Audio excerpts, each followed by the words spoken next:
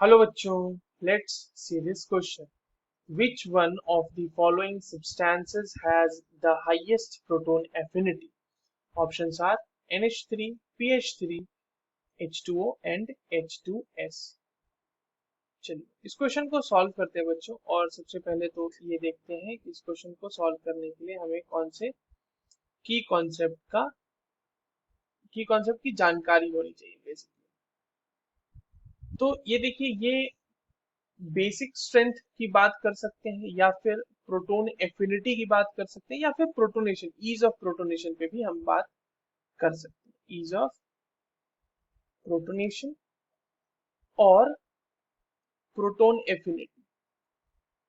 समझिएगा, यहाँ पे जितने भी कंपाउंड हमारे पास गिवन है, NH3, PH3, H2O या H2S, इन सब के पास लोन पेयर है और ये सब लोन पेयर के डोनेशन के थ्रू प्रोटोनेट हो सकते हैं. अगर मैं एक नॉर्मल सा उदाहरण लूं, NH3 की अगर हम बात करें तो NH3 इस तरह से H प्लस के साथ प्रोटोनेट हो जाएगा, इसका लोन पेयर इस पे अटैक करेगा and it will become NH4 plus. Ammonium ion का फॉर्मेशन यहाँ पर से हो जाएगा. अब हमसे यही पूछा जा रहा है कि इसमें हाईएस्ट एफिनिटी प्रोटोन की किसके लिए होगी. सबसे पहले तो ये समझे बच्चों कि हमारे पास दो ऐसे कंपाउंड है जिनकी प्रोटोनेशन की टेंडेंसी बहुत ही कम है क्योंकि वो बहुत स्टेबल होते हैं. वो दो कंपाउंड कौन कौन से हैं? वो है PH3 that is phosphine and H2S. ठीक है, ये दोनों के दोनों जो है ये ड्रैगोस कंपाउंड है. ठीक है. Now what happens with these ड्रैगोस compound कि इनमें जो है ना थोड़ा सा एटम का साइज बढ़ने की वजह से एक्चुअली क्या होता है कि जो PH बॉन्ड या फिर H2 या फिर HS बॉन्ड है, उनके बीच का रिपल्शन बहुत कम हो जाता है and that is why the bond angle, अगर हम बॉन्ड एंगल की बात करें तो that is around around 90 degree in these bond.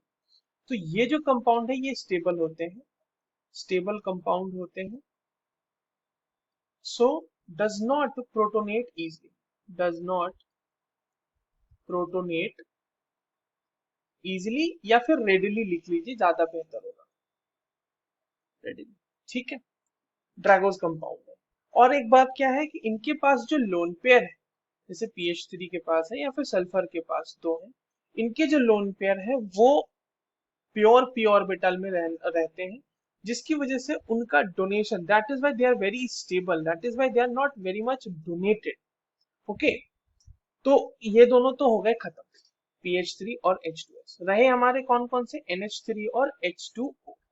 अब देखिए NH3 और H2O में अगर हम बात करें तो ऑक्सीजन की इलेक्ट्रोनेगेटिविटी बहुत ज्यादा है एंड दैट इज व्हाई जो इलेक्ट्रॉन को डोनेट करने की टेंडेंसी है वो नाइट्रोजन की ज्यादा होगी, क्योंकि ऑक्सीजन की इलेक्ट्रोनेगेटिविटी ज्यादा है. इसका मतलब ये होता है कि उसको इलेक्ट्रॉन को होल्ड करना पसंद है.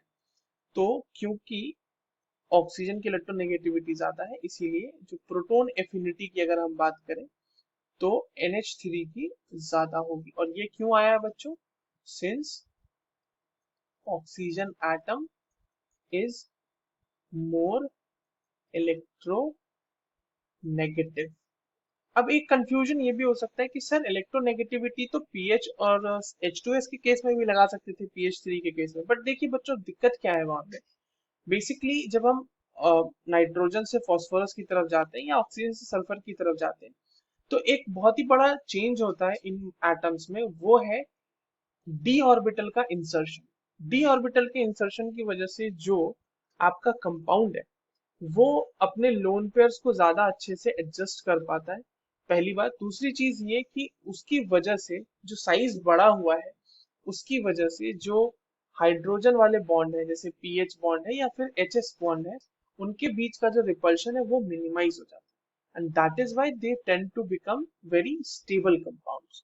तो इस क्वेश्चन का सही आंसर क्या हो जाएगा बच्चों? हम option A NH3. I hope you understood this well. All the very best.